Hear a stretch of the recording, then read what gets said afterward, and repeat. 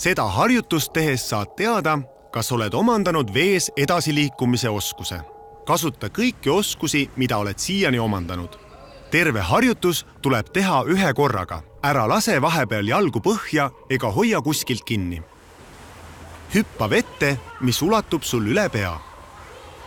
Uju 12,5 meetrit ehk pool basseini pikkust rinnuli asendis. Seejärel muuda suunda ja uju rinnuli asendis 2-3 meetrit alguspunkti poole. Siis peatu ja hõlju veepinnal 30 sekundit.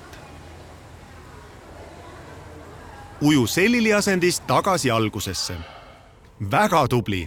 Kui saad selle harjutusega hakkama, siis oskad vees sukelduda, hõljuda, libiseda ning jalgade ja kätetööga edasi liikuda.